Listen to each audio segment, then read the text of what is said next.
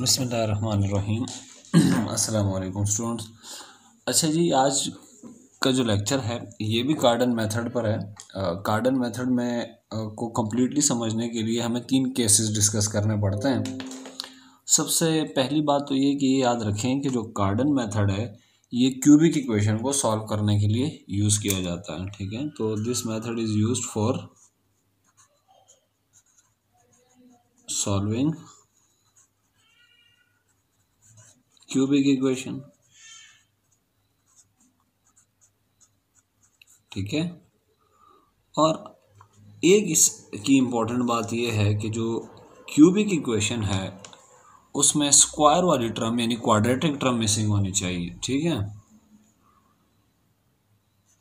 तो the square term जिसको हम क्वाड्रेटिक टर्म भी कहते हैं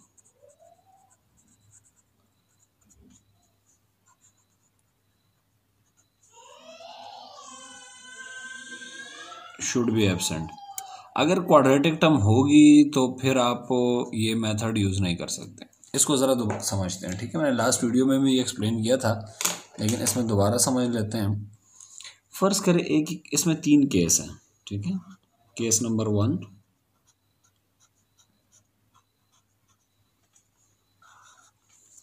जो हम एक लेक्चर में डिस्कस कर चुके हैं, फर्स्ट लेक्चर में। केस नंबर 1 क्या है? When square term is absent. ठीक है, अब देखिए मैं इसकी एग्जांपल देता हूँ आपको। फर्ज करें क्यूबिक इक्वेशन है plus 4x plus 19 is equal to 0। अब ये इक्वेशन क्यूबिक तो है। क्यूबिक इक्वेशन इसलिए है कि इसमें आपको x क्यूब नज़र आ रहा है। ठीक है, तो ये क्यूबिक इक्वेशन है, तो इसमें क्यूबिक ये इस टर्म का तो होना ज़रूरी है। ठीक है, क्यूबिक इक्वेशन के लिए ये है x के ऊपर पावर 1, तो लीनियर टर्म है लेकिन इसमें स्क्वायर टर्म नहीं है, यानी जो x स्क्वायर वाली टर्म है वो असल में 0 हो चुकी है। ठीक है, वैनिश हो चुकी है, वो है ही नहीं सर ऐसे इसमें। तो ये केस नंबर 1 था जो हमने कार्डन मेथड के पहले लेक्चर में डिस्कस किया था। तो जब ये केस होगा तो हम क्या करेंगे वो हम लेक्चर नंबर 1 में डिस्कस कर चुके हैं, जो कार्डन मेथड से रिलेटेड है। केस 2 देखें जो हम आज पढ़ने वाले हैं। ठीक है, और 3 भी डिस्कस कर लेते हैं, फिर 3 को नेक्स्ट वीडियो में देखेंगे। केस 2 क्या है? When linear term is missing. जब लीनियर टर्म नहीं होगी, मिसाल के तौर पे मैं एक इक्वेशन लिख देता हूँ, x cube plus 4x square minus 11 is equal to 0। अब इस इक्वेशन पर थोड़ी सी चर्चा इस तरह से करते हैं कि ये जो इक्वेशन है ये है तो क्यूबिक, ये बात तो ठीक है, कंफर्म है कि ये क्यूबिक इक्वेशन है। मगर मैं इस पर कार्डन मेथड नहीं लगा सकता, क्योंकि कार्डन मेथड के लिए शर्त यह है कि इक्वेशन क्यूबिक तो होनी चाहिए, मगर एक और शर्त भी है कि स्क्वायर टर्म नहीं होनी चाहिए, या जिसको हम क्वाड्रेटिक टर्म कहते हैं वो नहीं होनी चाहिए। तो इसमें एक्स स्क्वायर वाली टर्म मौजूद है। ठीक है, यह टर्म नहीं होनी चाहिए, ये वाली टर्म नहीं होनी चाहिए थी, लेकिन ये है, तो इस पर मैं कार्डन मेथड नहीं लगा सकता। ठीक है, डायरेक्टली मैं कार्डन मेथड नहीं लगा सकता। लेकिन आज की वीडियो में हम देखेंगे कि अगर इस तरह की इक्वेशन दी हो और हमें कार्डन मेथड से ही सॉल्व करना हो तो हम क्या करेंगे। तो कॉमन सेंस ये कहती है कि कोई ऐसा तरीका किया जाए कि इसमें ये एक्स स्क्वायर वाली टर्म यहाँ से किसी जायज़ तरीके से ख़त्म हो जाए। अगर एक्स स्क्वायर की टर्म ख़त्म हो जाएगी तो फिर हम कार्डन मेथड लगा सकते हैं। तो याद रखिएगा, कार्डन मेथड लगाते हुए आपने सबसे पहली चीज़ ये ज़हन में रखनी है कि स्क्वायर वाली टर्म नहीं होनी चाहिए। अगर आ गई तो फिर उस स्क्वायर वाली टर्म को हमने ख़त्म करना है। ठीक है, उस टर्म को हमने रिमूव करना है। तो वो रिमूव करने के तरीके हैं। ठीक है, इसमें तो स्क्वायर टर्म नहीं है तो सीधे सीधे हमने कार्डन मेथड लगा देना है। ठीक है, इसमें तो स्क्वायर टर्म नहीं है तो हमने सीधा सीधा कार्डन मेथड लगा देना है। इसमें स्क्वायर टर्म है मगर लीनियर टर्म नहीं है, ठीक है, ये केस नंबर 2 होता है, ठीक है। लीनियर टर्म इसमें क्या होती है, मिसिंग होती है, ये हमारा केस 2 है। केस 3 क्या है, केस 3 जो है वो ये है फुल क्यूबिक इक्वेशन, ठीक है। केस नंबर 3 ये होता है जी फुल क्यूबिक इक्वेशन।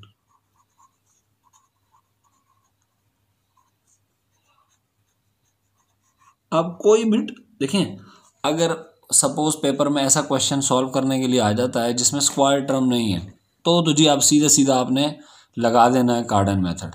अगर पेपर में ऐसा क्वेश्चन आ जाता है कि स्क्वायर टर्म है मगर लीनियर टर्म नहीं है, फिर आपने क्या करना है, आप इधर कार्डन मेथड नहीं लगा सकते, हम एक ख़ास तरीके से इस एक्स स्क्वायर की टर्म को ख़त्म करेंगे, वो भी हम डिस्कस करेंगे। पेपर में ये भी हो सकता है कि फुल क्यूबिक इक्वेशन आ जाए। फुल क्यूबिक इक्वेशन मीन्स यूँ आ जाए x cube 3x square minus 2x plus 1 is equal to 0। Check करें कोई भी टर्म मिसिंग नहीं है। क्यूब वाली टर्म का तो होना ज़रूरी था, ये तो होगी, स्क्वायर वाली टर्म भी है और एक्स वाली टर्म भी है, तो ये फुल क्यूबिक इक्वेशन है, ये केस नंबर 3 है। हम इधर भी कार्डन मेथड यूज़ नहीं कर सकते, ठीक है। और उसकी वजह क्या है, कार्डन मेथड को हम बरोकार इसलिए नहीं ला सकते कि यहाँ पे ये स्क्वायर वाली टर्म है, तो स्क्वायर वाली टर्म नहीं होनी चाहिए। तो ये जो ये वाली वीडियो या इसकी बाद वाली वीडियो या हो सकता है हम एक ही वीडियो में कवर कर लें, इन वीडियो में हम ये डिस्कस करेंगे कि ये स्क्वायर वाली टर्म को किस तरीके से ख़त्म किया जाता है, ठीक है। तो आपको बात समझ में आ गई होगी, मैं रिपीट कर देता हूँ। कार्डन मेथड क्यूबिक इक्वेशन के लिए सॉल्व किया जाता है, क्यूबिक इक्वेशन इसके ज़रिए सॉल्व की जाती है। शर्त यह है कि स्क्वायर टर्म नहीं होनी चाहिए। अगर स्क्वायर टर्म नहीं है जैसे कि इस केस नंबर 1 में है, तो सीधा सीधा आपने कार्डन मेथड अप्लाई कर देना है, ठीक है। क्या कर देना है जी, apply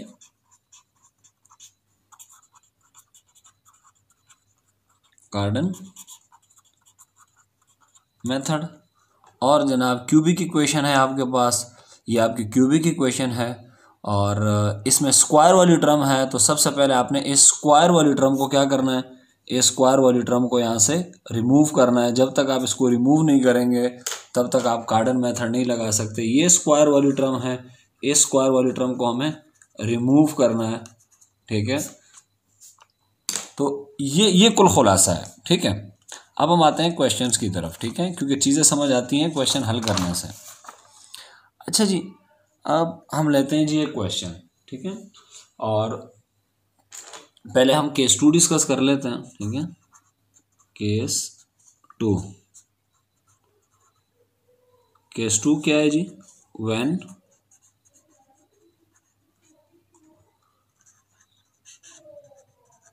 when square term exists but linear term is absent, ठीक है। तो हमें ये देखना है कि अगर लीनियर टर्म एब्सेंट होगी तो ऐसी सूरत में हम क्या करेंगे, ठीक है। ये चीज़ें हमने देखनी है आज। अच्छा जी, एक एग्जाम्पल से समझने की कोशिश करते हैं कि एग्जाम्पल ली हुई है मैंने, ठीक है। एग्जाम्पल क्या है जी, देखते हैं। 28 x cube minus 9x square plus 1 is equal to 0, ठीक है। करना हमें ये है कि हमें ये स्क्वायर वाली टर्म को रिमूव करना है सबसे पहले, क्योंकि जब तक स्क्वायर वाली टर्म होगी तब तक हम कार्डन मेथड यूज़ नहीं कर सकते।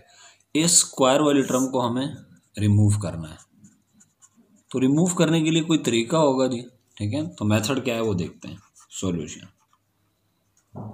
ठीक है। First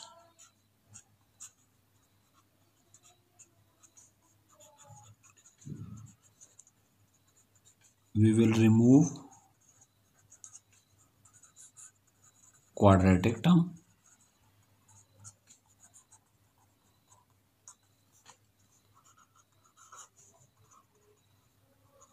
by using the substitution हम एक सब्स्टिट्यूशन या एक ट्रांसफॉर्मेशन यूज़ करेंगे। और सब्स्टिट्यूशन क्या है कि जहाँ जहाँ x आ रहा है वहाँ मैं लिख दूंगा 1/y। ठीक है।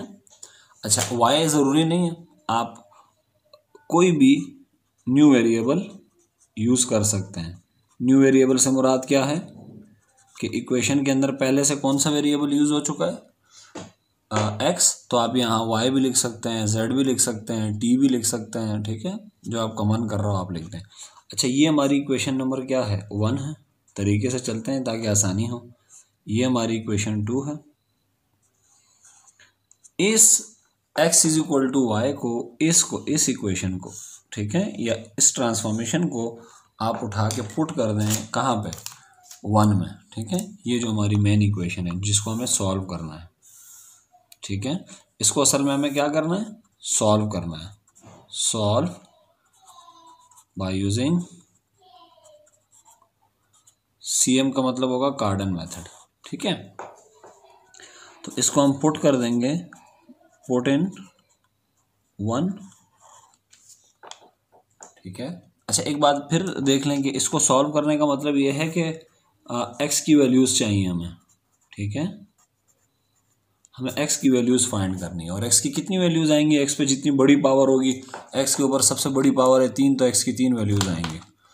अब इसको जब 1 में पुट करेंगे तो क्या आएगा, 28 1/y, इसका क्यूब है 9। x की जहाँ जहाँ x आ रहे वहाँ 1/y लिख देना है। ठीक है, आपने पावर अपनी जगह पे एज इट इज। ये क्या बनेगा जी, 28, 1 का क्यूब 1, ये नीचे y पे भी क्यूब है 9 ये y का स्क्वायर हो जाएगा +1 इज इक्वल टू 0। या तो आप एलसीएम ले लें, और ज़्यादा बेहतर तरीका ये है कि मल्टीप्लाइंग बाय वाई क्यूब, पूरी इक्वेशन को वाई क्यूब से मल्टीप्लाई कर दें। जब आप पूरी इक्वेशन को वाई क्यूब से मल्टीप्लाई करेंगे तो क्या आएगा जी, y cube 28/y cube -9y cube over y square plus y cube is equal to 0 भी मल्टीप्लाई होगा वाई क्यूब से, 0 हो जाएगा। ये वाई क्यूब इस वाई क्यूब से कैंसिल, ये वाई स्क्वायर है, यहाँ से 2 पावर कैंसिल, 1 पावर रह जाएगी।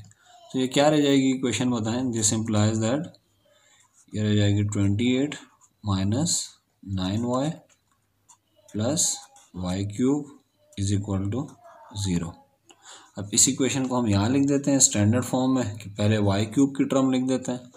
ये y cube -9y, y cube 9y plus 28 is equal to 0। अब ये जो आपकी इक्वेशन है, ये क्यूबिक इक्वेशन है, वाई क्यूब है, इसमें क्यूबिक इक्वेशन है, मगर आप चेक करें स्क्वायर टर्म इसमें नहीं है। ठीक है, तो इक्वेशन क्या बन के आ गई है, हम दोबारा लिख देते हैं, y cube -9y plus 28 is equal to 0। इसे हम कह देते हैं इक्वेशन नंबर 3। अच्छा, इस इक्वेशन की प्रॉपर्टीज़ क्या है, ठीक है, इसमें पहली बात क्या है कि जी quadratic term is missing, quadratic term is absent. अच्छी बात यह है कि इसमें क्वाड्रेटिक टर्म नहीं है, तो अब हम इस इक्वेशन पे कार्डन मेथड यूज़ कर सकते हैं। ठीक है, नाउ वी कैन अप्लाई कार्डन मेथड। अब कार्डन मेथड कहाँ से शुरू होता है, मैंने आप लोगों को बताया था, लेट, अच्छा थोड़ी सी याद दहानी करा लेते हैं। ठीक है, पुराने जितने भी कॉन्सेप्ट है रिलेटेड टू कार्डन मेथड उसकी थोड़ी सी याद दहानी करा लेते हैं। देखिए, कार्डन मेथड जब आप लगाते हैं तो आप एक रूट, जो फर्स्ट रूट है वो क्या होता है आपका, वो आपने सपोज करना होता है। ठीक है, जो फर्स्ट रूट है वो कार्डन के मुताबिक ही, जैसे हम इस इक्वेशन को सॉल्व कर रहे हैं तो इसको सॉल्व करूँगा तो y की वैल्यूज़ आएंगी, तो कार्डन ने कहा कि जो y की वैल्यूज़ होंगी वो बराबर होंगी u की पावर 1/3 प्लस v की पावर 1/3। ठीक है, ये कार्डन ने कहा हमें। अच्छा जी, उन्होंने कहा फर्स्ट रूट ये होगा, हमने कहा ठीक है जी। उन्होंने कहा सेकंड रूट क्या होगा जी, क्योंकि इसके 3 रूट आएंगे। कार्डन ने कहा जो सेकंड रूट होगा वो ये होगा। इसके साथ अब लिख देंगे ओमेगा u की पावर 1/3 प्लस v के साथ लिख देंगे ओमेगा स्क्वायर। अच्छा, ये आपकी मर्जी है, किसी के साथ ओमेगा लिख दें, किसी के साथ ओमेगा स्क्वायर लिख दें। ये कार्डन ने यहाँ आपको इजाज़त दे दी है कि आपकी खुली मर्जी है, जो करना चाहें करें। ठीक है, थर्ड रूट क्या होगा? तो कार्डन ने कहा फर्स्ट रूट ये होगा कि जो भी वेरिएबल होगा, अगर इस इक्वेशन में x होता तो फिर हम यहाँ x लिखते, यहाँ z होता तो यहाँ हम z लिखते, u की पावर 1/3 प्लस v की पावर 1/3। सेकेंड रूट होगा u की पावर 1/3 के साथ आप ओमेगा लिख दें, और ये जो v की पावर 1/3, और अच्छा v की पावर 1/3 को हम क्यूब रूट कहते हैं, तो आप इसको u भी कह सकते हैं, u का क्यूब रूट प्लस v का क्यूब रूट। ठीक है, तो u के क्यूब रूट के साथ आप ओमेगा लगा दें, v के क्यूब रूट के साथ आप ओमेगा स्क्वायर लगा दें, या आप इनको स्विच भी कर सकते हैं। ठीक है, जो भी लगाना चाहें। थर्ड रूट क्या होगा? कार्डन ने कहा अगर आपने u के साथ लिखा है ओमेगा, तो थर्ड रूट में आप इसके साथ लिखें ओमेगा स्क्वायर, और ओमेगा स्क्वायर आप v के साथ आपने ओमेगा स्क्वायर लिख दिया, यहाँ लिख दें ओमेगा। सिंपल अल्फाज में क्या है, क्या सेकंड रूट में देखें, और सेकंड रूट में और थर्ड रूट में क्या मुशाबहत है? देखें, करना क्या, फ़र्क क्या है? यहाँ ओमेगा किसके साथ है? u की पावर 1/3, तो यहाँ ये ओमेगा v की पावर 1/3 के साथ होगा। यहाँ ओमेगा स्क्वायर v के साथ है, तो यहाँ ओमेगा स्क्वायर u के साथ होगा। ठीक है, तो अगर आपने यहाँ ओमेगा स्क्वायर u के साथ लिखा है, तो यहाँ ओमेगा स्क्वायर v के साथ आएगा। ठीक है, ये बात आपने याद रखनी। इस तरह से आपने ये 3 रूट निकालने हैं। ओमेगा के बारे में मैंने लास्ट टाइम बताया था कि ओमेगा क्या होता है। ठीक है, ओमेगा की वैल्यू होती है -1 प्लस आयोटा √3/2, इसको हम ओमेगा कहते हैं। और ओमेगा स्क्वायर की वैल्यू होती है -1 माइनस आयोटा √3/2। तो ये आपके पास आइडिया है कार्डन मेथड का। ठीक है, ये आपने भूलना नहीं है। तो कार्डन ने कहा कि सबसे पहले आप लेट करें कि जो आपका रूट है y वो बराबर है किसके? u की पावर 1/3 प्लस v की पावर 1/3। हमने कहा ठीक है, इसे हम कह देते हैं इक्वेशन नंबर 4। ठीक है, अच्छा जी, फिर हमने क्या करना है? देखें, अब बिल्कुल ही कॉमन सेंस है कि y की वैल्यू निकालने के लिए आपको क्या चाहिए? y बराबर किसके? चेक करें, u की पावर 1/3 और प्लस v की पावर 1/3। तो u और v की वैल्यू अगर निकल आए किसी तरीके से, ठीक है, तो हम क्या कर सकते हैं? y की वैल्यू निकाल सकते हैं। तो हम कैसे निकालेंगे ये वैल्यू? तो इसका तरीकाकार देख लेंगे। Taking cube on both sides. याद रखिएगा, अब जो हमारा मकसद है वो है u और v की वैल्यू मालूम करना, क्योंकि अगर u की वैल्यू आ गई और v की वैल्यू आ गई तो उसको मैं यहाँ पुट कर दूंगा और y की वैल्यू आ जाएगी। ठीक है, तो ये y की पहली वैल्यू आ जाएगी, फिर u और v की वैल्यू यहाँ पुट करूंगा, दूसरी रूट आ जाएगा, फिर यहाँ पुट करूंगा और तीसरा रूट आ जाएगा। ठीक है, तो क्यूब लेते हैं जी बोथ साइड, ये हो जाएगा y³ और v की पावर 1/3 क्यूब। फॉर्मूला आप लोगों को याद होगा। ठीक है, फॉर्मूला भी मैं लिख देता हूँ यहाँ पे, a + b का whole cube a³ + b³ plus 3ab into a + b, ये फॉर्मूला है। ठीक है, तो ये आपका जो u की पावर 1/3 है ये a है और v की पावर 1/3 आपका b है। तो क्या आएगा बताएं? y की पावर 3 = a का क्यूब u की पावर 1/3 का क्यूब प्लस v की पावर 1/3 का क्यूब प्लस 3a b, ये a और b है, और फिर क्या आएगा जी? देखें, a³ plus b³ plus 3ab और फिर a + b क्या है जी? u की पावर 1/3 प्लस v की पावर 1/3। ठीक है, इसमें मैंने आपको लास्ट टाइम भी लेक्चर में बताया था, ये ब्रैकेट बड़ी इंपॉर्टेंट होती है। ठीक है। इस ब्रैकेट में आपने क्या करना है, ये चेक करें y किसके बराबर है इस इक्वेशन से, ये पूरा u की पावर 1/3 प्लस v की पावर 1/3 ये y के बराबर है। तो यहाँ मैं रखने वाला हूँ y नेक्स्ट स्टेप में, ठीक है। और ये क्यूब ये इससे कैंसिल हो जाएगा। तो नेक्स्ट स्टेप में क्या आएगा जी, नेक्स्ट स्टेप में आएगा ये कि y cube is equal to u plus v plus 3, इसको मैं यूँ लिख सकता हूँ, इनको u और v मल्टीप्लाई हो रहे हैं और दोनों के ऊपर पावर क्या है 1/3, ठीक है। तो मैं u और v को मल्टीप्लाई करूँगा और दोनों के ऊपर ऐसी कंबाइन पावर लिख दूंगा 1/3 और इसकी जगह मैं लिखने वाला हूँ y, ठीक है। इन सारी टर्म्स को राइट हैंड साइड पे ले आएंगे, यूँ y क्यूब, ये पूरी टर्म यहाँ आएगी तो क्या हो जाएगी असल में -3 u प्लस वी की पावर 1/3 y। क्या किया हमने, ये वाली टर्म पूरी की पूरी तरह के माइनस हो गई, ये टर्म भी पूरी की पूरी तरह के माइनस हो जाएगी। तो मैं लिख दूंगा -u plus v is equal to 0। ये इक्वेशन आ गई आपके पास, ये 3 या 4 या 5, ठीक है। तो आप देखें आपके पास ये इक्वेशन 3 है, ये 4 है और ये इक्वेशन 5 है, ठीक है, ये वाली। अब मैं दो इक्वेशनों को बॉक्स कर रहा हूं ताकि प्रोमिनेंट हो जाए और आपको वाज़े नजर आए और समझने में आसानी हो, ठीक है। ये अच्छा, अब ये जो दो इक्वेशन हैं इसका क्या करना है आपने, ठीक है। ये अब मैं आपको पिछली वीडियो में बता चुका हूँ कि अब हमने इन दो इक्वेशनों को कंपेयर करना है, ठीक है। तो कंपेयर कैसे करेंगे, मैं इसे यहाँ रख देता हूँ, तरीके से एडजस्ट कर देता हूँ ताकि हमारे लिए आसानी हो जाए को कंपेयर करना, ठीक है। ठीक, ये वाली इक्वेशन नजर नहीं आ रही, बहरहाल चलें जी। पहले मैं इस इक्वेशन को लिख देता हूँ, चले। ये y cube -9y plus 28 is equal to 0, ठीक है। ये इक्वेशन नंबर 3 है, मैं इसको दोबारा लिख रहा हूँ, ठीक है। और ये हमारी equation number y cube -3 u dot v power 1/3y minus u plus v is equal to 0।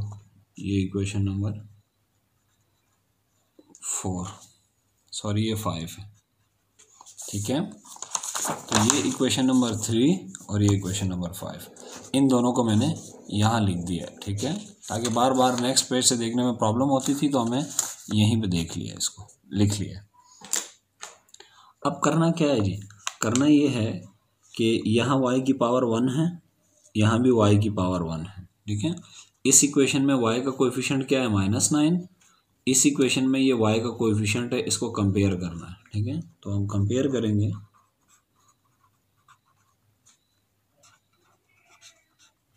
Coefficient of y in both equations, ठीक है। तो ऊपर वाली इक्वेशन में जो कोएफिशिएंट है वो -9 है, नीचे वाली इक्वेशन में जो कोएफिशिएंट है वो है -3 और u v के ऊपर पावर है 1/3। ये -3 इसको डिवाइड करेगा तो ये 3 बचेगा, 3 is equal to u dot v की पावर 1/3। अब हम यहाँ पावर 1/3 को ख़त्म करने के लिए क्यूब लेंगे, तो ये हो जाएगा 3 का क्यूब और ये u प्लस वी की पावर 1/3 और इसका भी क्यूब, ये इससे कैंसिल, 3 का क्यूब 27, तो u dot v is equal to 27। ये हमारी इक्वेशन हो गई है 6। तो याद रखें, पहले जब हम ये इक्वेशन बना लेते हैं, ठीक है, तो 3 और 4 को कंपेयर इस तरह किया जाता है कि पहले लीनियर टर्म को कंपेयर किया जाता है, यानी पावर जिसमें 1 है, ठीक है, y की पावर 1 वाले टर्म को कंपेयर करते हैं, फिर कांस्टेंट को कंपेयर करते हैं। इसमें कांस्टेंट क्या है, ठीक है, फिर हम करते हैं जी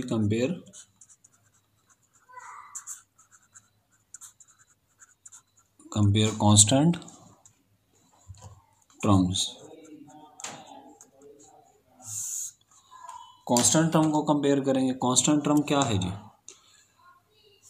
इसमें कांस्टेंट टर्म है 28 और इसमें कांस्टेंट टर्म है माइनस u प्लस वी। ये माइनस इधर आके पूरी इक्वेशन को -1 से मल्टीप्लाई करेंगे तो u प्लस वी ये माइनस प्लस हो जाएगा और इसके साथ आ जाएगा -28। ये इक्वेशन हो गई है 7। अच्छा, अब इन दो इक्वेशनों को समझने की कोशिश करें। जब भी आप याद रखें, जब भी आप लीनियर टर्म को कंपेयर करेंगे, ठीक है, जिनमें y के ऊपर पावर 1 है या x के ऊपर पावर 1 है, इनको जब भी आप कंपेयर करेंगे तो यहाँ से हमेशा u इंटू वी की वैल्यू आएगी। और जब आप कांस्टेंट टर्म को कंपेयर करेंगे तो यहाँ से हमेशा किसकी वैल्यू आएगी? v u प्लस वी की। ठीक है, अब आपके पास दो इक्वेशन आ गई हैं। ठीक है, एक इक्वेशन ये रही और एक इस इक्वेशन का नाम हमने रखा हुआ है ये 6 और ये इक्वेशन 7। असल में हमारा मकसद था u और v की वैल्यू मालूम करना। u और v की वैल्यू क्यों मालूम करनी है हमने? क्योंकि इस इक्वेशन को गौर से देखें, u की पावर क्या है 1/3 प्लस v की पावर 1/3। अगर मुझे u और v मिल जाए तो मुझे असल में एक रूट मिल जाएगा, यानी y की वैल्यू मिल जाएगी। तो अब ये दो इक्वेशन हैं, ठीक है, अगर इसको आप देखें और दो अननोन है तो बचपन में आपने पढ़ा हुआ है एक मेथड, सब्स्टिट्यूशन मेथड। यहाँ से u की वैल्यू निकाले या यहाँ से निकाले और यहाँ पुट कर दें। ठीक है, तो यहाँ से निकालते हैं जी, यहाँ से भी निकाल सकते हैं। मेरा मशवरा है कि हमेशा यहाँ से निकाला करें। ठीक है, u प्लस वी से। यहाँ से किसकी वैल्यू निकाले? u की वैल्यू कैसे निकालेंगे जी? वहाँ v वहाँ चला जाएगा तो क्या हो जाएगा जी? -28 माइनस वी। इस इक्वेशन को आप यहाँ पुट कर दें। ठीक है, पुट करने के बाद देखिए क्या आएगा। u की जगह मैं क्या लिखूंगा? -28 माइनस का v into v is equal to 27।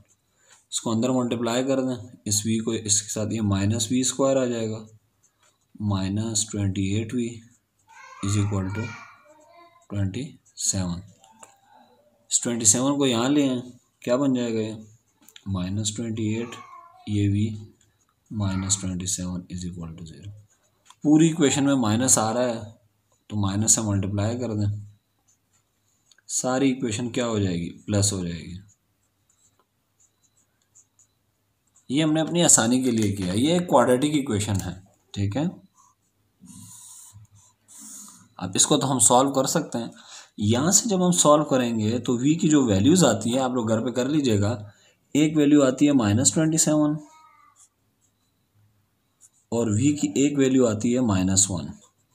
अब जो ख़ास बात है जो आपने याद रखनी है, इसमें से कोई एक यूज़ कर सकते हैं आप। ठीक है, यूज़ एनीवन। ठीक है, कोई सी भी एक इसमें से यूज़ कर लें। ठीक है, दोनों यूज़ नहीं करनी। तो मैं v की वैल्यू ले रहा हूँ जी -1। ठीक है, और v की वैल्यू हम -1 ले रहे हैं। ठीक है, आप दूसरी लेके भी देख लीजिएगा, पूरा क्वेश्चन सॉल्व कीजिएगा, मुझे कमेंट में बताइएगा, सेम आंसर आएंगे। Take v is equal to -1। ये -1 अब आप पुट कर लें जहाँ आपका मन करता है पुट करके, और आप v की वैल्यू निकालने की कोशिश करें। ठीक है, v की तो निकला, u की मैं इसको यहाँ पुट करता हूँ जी। यहाँ पे क्या होता है जी? u is equal to -1 is equal to -28। -1 वहाँ चला जाएगा तो कितना हो जाएगा? +1। ये -27 आ गया। तो u की वैल्यू क्या आ गई? -27। और v की वैल्यू क्या ली है हमने? -1। तो u और v की वैल्यू आ गई है हमारे पास। ठीक है, u और v की वैल्यू आ गई है तो इसे हम लिख देते हैं। u की वैल्यू आई है -27 और v की वैल्यू आई है -1। अब जो कार्डन ने कहा था कि रूट्स क्या होंगे जी, पहला रूट क्या होगा? फर्स्ट रूट जो हमने सपोज किया था वो क्या होगा जी? y is equal to u की पावर 1/3 प्लस v की पावर 1/3। ये पहला रूट होगा जो हमें कार्डन ने बताया। ठीक है, तो y is equal to u की जगह में क्या लिखूंगा? -27 और इसका 1/3 का मतलब होता है क्यूब रूट। आप ये क्यूब रूट कैलकुलेटर से भी ले सकते हैं, ठीक है। ये कैलकुलेटर से कैलकुलेट कीजिएगा तो ये आपको दे देगा -3 और ये आएगा -1। तो y की वैल्यू क्या आ गई है, -4, ठीक है। ये कौन सा रूट आ गया जी, फर्स्ट रूट। अब मैंने जैसे आपको पहले ही पहले ही मैं आपको बता चुका हूँ कि फर्स्ट रूट ये होता है, सेकंड रूट क्या होता है कि ओमेगा लगा दें आप u के साथ और ओमेगा स्क्वायर लगा दें v के साथ, ठीक है। तो सेकंड रूट क्या होगा जी, सेकंड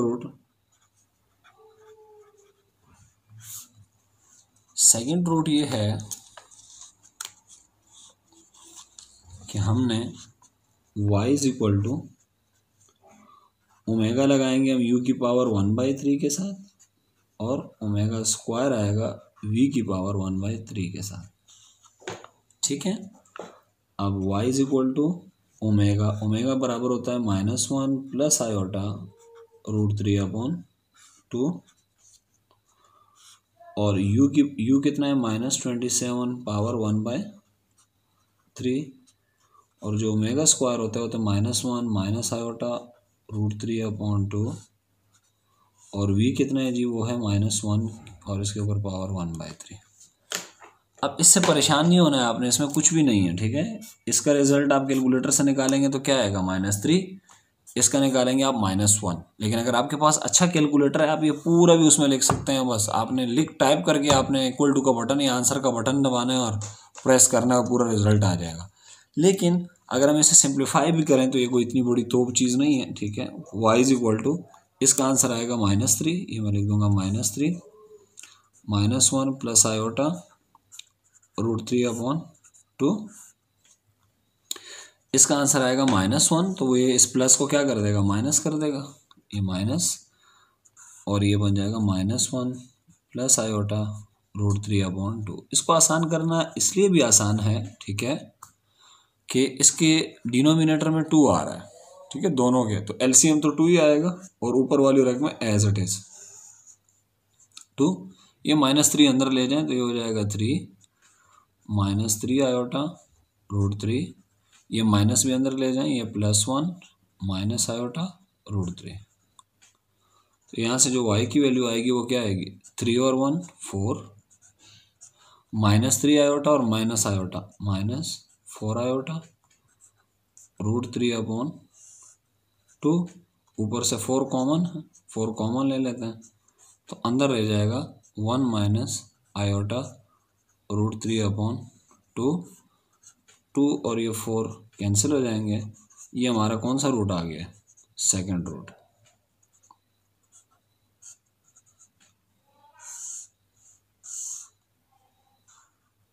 ठीक है। अच्छा, थर्ड रूट कैसे आता है, थर्ड रूट के लिए आपको करना ये होगा कि आपने ओमेगा स्क्वायर, पहले आपने ओमेगा किसके साथ लिखा था, u के साथ, अब वो अब v के साथ लिखेंगे और ओमेगा स्क्वायर v के साथ था, वो अब u के साथ होगा। एक तरीका तो ये है, मैं शॉर्टकट यूज करता हूँ, ठीक है, थर्ड रूट निकालने के लिए। शॉर्टकट क्या है, ठीक है, शॉर्टकट ये है थर्ड रूट के लिए, ये शॉर्टकट, ठीक है, कि y की जो वैल्यू आएगी वो क्या आएगी, जो आयोटा वाली रकम है ना, इसका साइन चेंज कर दे बस, बाकी एज इट इज यही रहेगी। तो यानी क्या होगा, 1 आएगा, या माइनस आयोटा है तो प्लस आ जाएगा आयोटा √3, ये आपके पास थर्ड रूट आ जाएगा, ठीक है। तो ये आपके पास y की कितनी वैल्यूज आ गई हैं, 3 वैल्यूज आ गई हैं। अब इन y की 3 वैल्यूज को मैं एक पेज पे लिख देता हूँ ताकि हमारे लिए काम करना आसान हो, ठीक है। अच्छा जी, y की एक वैल्यू आई थी -4, ठीक है, एक वैल्यू y की आई है 1 माइनस, सॉरी, यहाँ पे ये 2 और 4 कैंसिल, तो यहाँ पे 2 आएगा, ठीक है, ये 2 इनसे मल्टीप्लाई होगा, ठीक है। ये करेक्शन कर लें आप, अगर आप साथ साथ लिख रहे हैं तो ये करेक्शन कर लें, ठीक है। अच्छा जी, ये आएगा 2 1 माइनस इस और तीसरी वैल्यू क्या आई है 2 1 प्लस आयोटा √3। अच्छा, बच्चे समझते हैं कि क्वेश्चन हो गया जी, y की वैल्यूज आ गई हैं, लेकिन अगर हम अपने क्वेश्चन की तरफ आए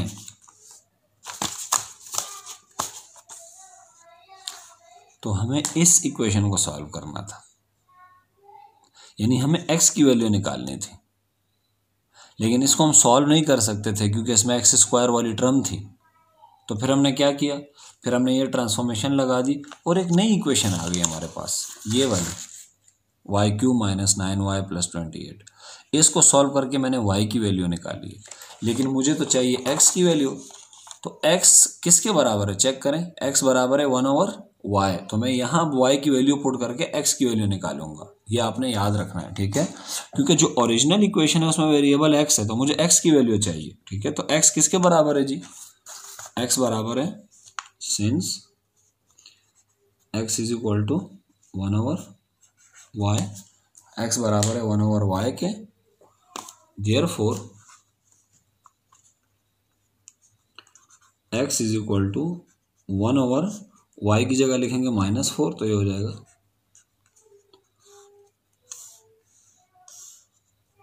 ये आ गई है जी x की पहली वैल्यू, ठीक है।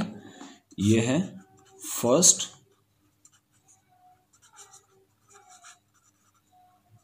रिक्वायर्ड रूट, ये हमारा पहला रिक्वायर्ड रूट है, ठीक है। अच्छा जी, ये क्या है जी, ये y की वैल्यू है। अब मैंने क्या करना है, x किसके बराबर है 1/y के, ये वैल्यू यहाँ उठा के पुट कर देनी है। तो x की वैल्यू क्या हो जाएगी 1/2 1 - आयोटा √3। अब यहाँ आपने केल्विन के कॉन्सेप्ट यूज़ करना है या कॉम्प्लेक्स नंबर के कॉन्सेप्ट यूज़ करना है। आपने केल्विन में भी पढ़ा होगा, वैसे भी कॉम्प्लेक्स नंबर के सब्जेक्ट में पढ़ लेते हैं, कॉम्प्लेक्स एनालिसिस में। अगर नीचे आयोटा आ जाए तो हम कॉन्जुगेट से मल्टीप्लाई डिवाइड करते हैं, ठीक है। x = 1/2 1 - iota √3।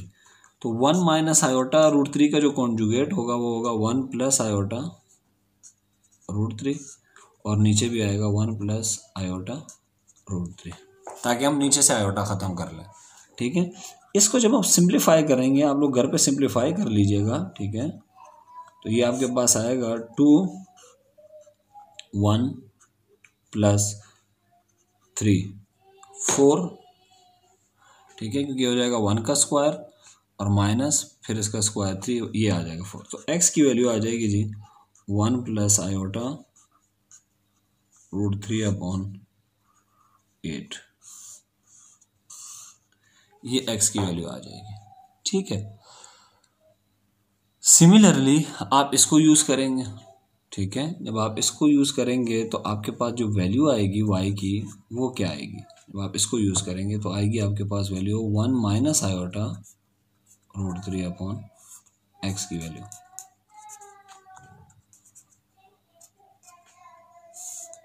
तो ये हमने x की कितनी वैल्यूज़ निकाल ली, 3 वैल्यूज़ निकाल ली, ठीक है। वो थोड़ा सा आपने ख्याल रखना है, ठीक है, क्योंकि उम्मन बच्चे ख्याल नहीं रखते और वो y की वैल्यू निकाल के वहाँ छोड़ देते हैं, और उनको ये नहीं पता होता कि जी एक्चुअली हमने इस इक्वेशन को सॉल्व करना था जिसमें से हमें x की वैल्यूज़ चाहिए।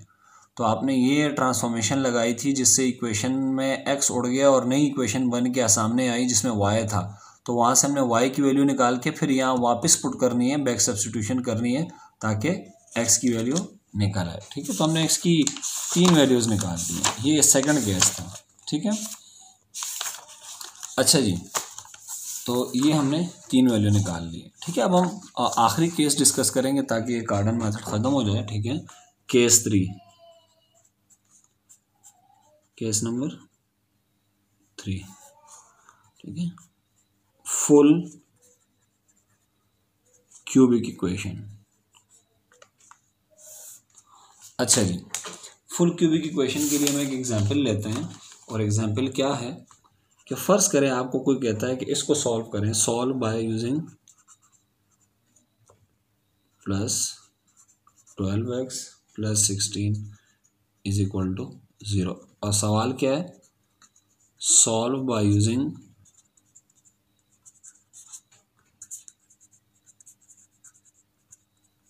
कार्डन्स मेथड, ठीक है। इसको कार्डन मेथड से कैसे सॉल्व करेंगे? तो सॉल्व करने का तरीका ये है, इस इक्वेशन को कार्डन मेथड से हम सॉल्व करेंगे। तो सॉल्व हम इसको कार्डन मेथड से डायरेक्ट नहीं कर सकते। उसकी वजह क्या है? एक तो इसमें एक्स स्क्वायर वाली टर्म भी है। अच्छा, अगर इसमें एक्स स्क्वायर वाली टर्म नहीं होती तो मैं सीधा सीधा क्या लगा देता? कार्डन मेथड। अगर इसमें एक्स स्क्वायर वाली टर्म होती और एक्स वाली टर्म ना होती, लीनियर टर्म ना होती, तो फिर मैं ये ट्रांसफॉर्मेशन यूज़ कर लेता, x is equal to 1/y, जो हमने लास्ट वाले इक्वेशन में की है। मगर अब हो ये रहा है कि इसमें अगर आप देखें, मैं इसको यहाँ एक और कलर से लिख लूँ, शायद मुझे लग रहा है कि नज़र नहीं आ रहा। इस इक्वेशन में दोनों टर्म मौजूद हैं, यानी एक्स वाली भी मौजूद है और एक्स स्क्वायर वाली भी मौजूद है। तो ऐसी सूरत में हम क्या करेंगे? देखें, ऐसी सूरत में हम ये करेंगे कि हम एक्स स्क्वायर की टर्म को हमने रिमूव करना है, ठीक है। तो कैसे रिमूव करेंगे, सॉल्व कैसे करेंगे? ठीक है, टू रिमूव क्वाड्रेटिक या square term,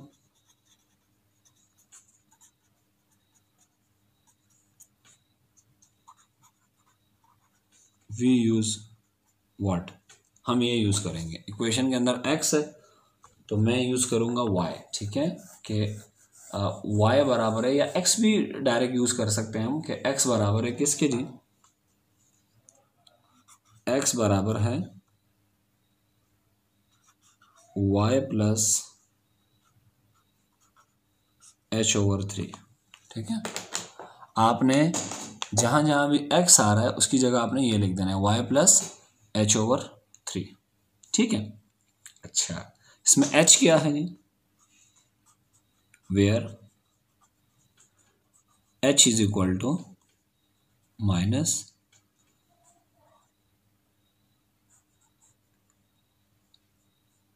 coefficient of x square divided by coefficient of x cube. h निकालते हैं जी, h is equal to minus x square का कोएफिशिएंट क्या है चेक करें, -3, डिवाइड करेंगे एक्स क्यूब के कोएफिशिएंट से, एक्स क्यूब का कोएफिशिएंट क्या है? 1, ये 1, तो h इज इक्वल टू 3, ठीक है। तो ये एक तरीका है, ठीक है। इसका एक और भी तरीका है, ठीक है, ये एक्स स्क्वायर टर्म को उड़ाने का, लेकिन वो थोड़ा सा लेंथी प्रोसीजर है, लिहाजा हम वो नहीं कर रहे हैं, ठीक है। लास्ट टाइम शायद जब मैंने पढ़ाया था ये, तो मैंने उस तरीके से पढ़ाया था, तो इस दफ़ा मैंने थोड़ा मेथड चेंज कर लिया, ठीक है। ये रिलेटिवली ज़्यादा आसान है, वो काफ़ी मुश्किल है। तो आपने क्या करना है, ये वाली सब्स्टिट्यूशन पुट कर यूज़ करनी है, ठीक है, इस इक्वेशन 1 में। अब चूंकि x की जगह मैंने क्या लिखना है? y h/3 प्लस h/3, तो h की वैल्यू क्या निकली है? ये 3/3, ये कैंसिल, x की जगह आपने क्या यूज करना है? y plus 1। अच्छा जी, अच्छा, यहां से मैं खामोशी के साथ y की वैल्यू भी निकाल देता हूं, या रहने दें, ठीक है, यही ठीक है। ये x आ गया आपके पास, ठीक है। इसको हम कह देते हैं इक्वेशन नंबर 2। इसको आपने पुट करना है इन 1। याद रखें, ये वाली सब्स्टिट्यूशन आप यूज करेंगे, ठीक है, when full cubic equation is given, when full cubic equation is given. जब पहली जब आपको पूरी क्यूबिक इक्वेशन गिवन होगी, ठीक है। तो मैं क्यूबिक इक्वेशन को दोबारा लिखने जा रहा हूँ, ठीक है, और इक्वेशन को लिखने के बाद फिर हम इसमें सब्स्टिट्यूशन करेंगे, यूज़ करेंगे जो हमने सपोज की हुई है, ठीक है। कि हमने सपोज किया हुआ था ये इक्वेशन 1, इसमें हम पुट करेंगे जहाँ जहाँ x आ रहा है y प्लस 1। ये हमने कहाँ से निकाला जी? पूरा प्रोसीजर मैं डिस्कस कर चुका हूँ आपसे, एक दफ़ा बता देता हूँ। जहाँ जहाँ, और ऐसा हम क्यों कर रहे हैं? क्वाड्रेटिक टर्म को रिमूव करने के लिए कि जहाँ जहाँ एक्स आ रहा है वहाँ हम लिख रहे हैं वाई प्लस एच बाई 3 और एच क्या है फॉर्मूला याद रखिएगा minus coefficient of x square divide by coefficient of x cube. यहाँ एक्स स्क्वायर का कोएफिशिएंट -3 है और एक्स क्यूब का कोएफिशिएंट 1 है, वो मैंने यहाँ पुट कर दिया -3/1, तो एच की वैल्यू 3 आ गई।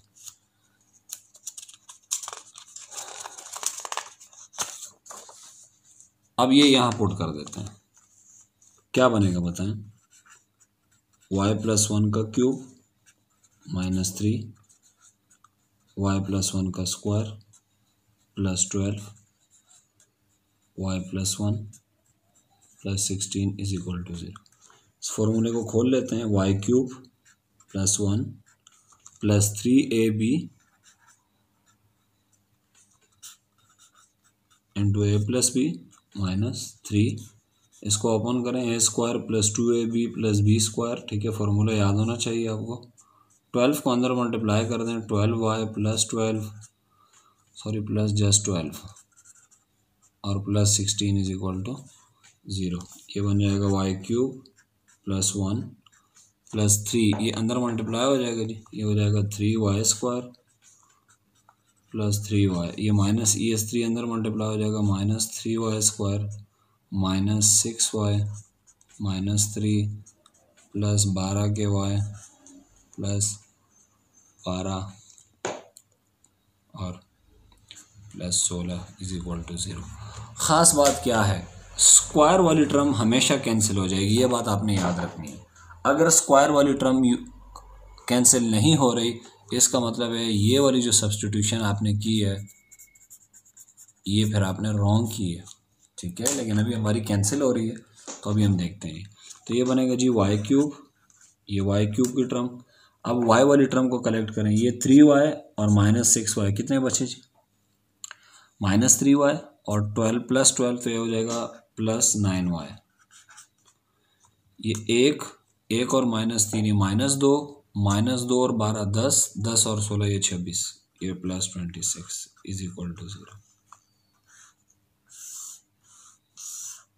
अब इस इक्वेशन की खास बात क्या है कि स्क्वायर टर्म क्या हो गई है, रिमूव हो गई है। Square term is removed. अब जब स्क्वायर टर्म रिमूव हो गई है तो आप क्या यूज कर सकते हैं, नाउ वी कैन अप्लाई कार्डन मेथड। कार्डन मेथड अप्लाई कर सकते हैं, तो कार्डन मेथड आप अप्लाई करें, पूरा प्रोसीजर वही। y की जगह जो मैंने आपको लास्ट टाइम से कहा है, y की जगह क्या पुट करेंगे अब आप, u की पावर 1/3 प्लस v की पावर 1/3, फिर taking cube on both side. जितने भी हमने लास्ट क्वेश्चन को सॉल्व करने के लिए हमने स्टेप किए, क्यूब करेंगे both side, u plus v की वैल्यू आएगी, u डॉट वी की वैल्यू आएगी, यहाँ से u और v की वैल्यू निकालेंगे, उसको यहाँ पुट करेंगे, y की वैल्यू आ जाएगी। तो ये y की पहली वैल्यू होगी, फिर y की जो दूसरी वैल्यू होगी वो u होगी, ओमेगा u की power 1/3 plus omega square v की पावर 1/3। ठीक है, यहाँ से दूसरी वैल्यू आएगी, जो भी रिजल्ट आएगा वो कॉम्प्लेक्स होगा। तो जो रूट कॉम्प्लेक्स होते हैं, एक जो सेकंड रूट है वो कॉम्प्लेक्स आएगा, थर्ड रूट निकालने के लिए आपने आयोटा का साइन चेंज कर देना है, तो ये y की वैल्यूज़ आ जाएंगी। लेकिन अगेन अगर हम देखें, हमें निकालनी है जी, इस इक्वेशन को सॉल्व करना है। तो इस इक्वेशन को सॉल्व करने के लिए मुझे यहाँ से x की वैल्यूज़ चाहिए थी और मैंने निकाल ली y की वैल्यूज़। वो जो y की वैल्यूज़ है उसको आपने उठा के यहाँ पुट कर देना है इस इक्वेशन 2 में। ठीक है, y की जो भी वैल्यूज़ आए होंगे, 2 आई होगी तो यहाँ 2 पुट कर देंगे तो x की वैल्यू आ जाएगी, जो भी वैल्यू आई होगी। तो y की 3 वैल्यू आई होंगी। ठीक है, 3 वैल्यूज़ आई होंगी y की, तो आपने बारी बारी पुट करना है। पहले एक वैल्यू पुट करेंगे, फिर दूसरी वैल्यू पुट करेंगे, फिर तीसरी वैल्यू पुट करेंगे। तो बार बार तीनों वैल्यूज़ पुट करेंगे तो x की भी 3 वैल्यूज़ आ जाएंगी। तो सबसे इम्पोर्टेंट काम ये होता है कि जो केस 2 और केस 3 में है, सबसे इम्पोर्टेंट काम क्या होता है कि स्क्वायर वाली टर्म कैसे रिमूव की जाए। जब स्क्वायर वाली टर्म आप रिमूव कर देते हैं तो फिर तो कार्डन मेथड है, केस 1 में भी उसी तरह यूज़ होगा, केस 2 में भी और 3 में भी। लेकिन जब स्क्वायर टर्म रिमूव करनी है तो एक तरीका ये है कि x की जगह आप क्या यूज़ कर लें 1/y, मगर ये अब हम कब यूज़ करते हैं जब स्क्वायर की टर्म हो मगर लीनियर टर्म ना हो, और जब पूरी क्यूबिक इक्वेशन होती है तो फिर हम यूज़ करते हैं जी x बराबर है किसके, x बराबर है y प्लस h/3, और h मैंने आपको बताया था कि h क्या है minus coefficient of x square divide by coefficient of x cube. h की वैल्यू निकाल के आपने यहाँ पुट कर दी है, यहाँ से आपको ये सब्स्टिट्यूशन मिलेगी। ये इस सब्स्टिट्यूशन की खूबसूरती क्या है कि जब आप इसको इस इक्वेशन के अंदर पुट करेंगे जो आपकी इक्वेशन नंबर 1 है, तो यहाँ से जब आप सिंप्लीफाई करेंगे तो स्क्वायर वाली टर्म कैंसिल हो जाएगी और आपके पास एक ऐसी इक्वेशन आ जाएगी जिस इक्वेशन को आप देखेंगे तो इसमें स्क्वायर वाली टर्म नहीं है इस इक्वेशन में। तो अब आप इस पे जो क्लासिकल कार्डन मेथड है जो हम यूज़ कर रहे हैं, ठीक है, दो तीन क्वेश्चनों में हमने यूज़ किया उसको, वो आप अप्लाई कर दें। ठीक है, तो इस तरह ये कार्डन मेथड का एंड हो गया जी। नेक्स्ट लेक्चर तक अगर ज़िंदगी रही तब तक के लिए अल्लाह हाफ़िज़ व नासिर।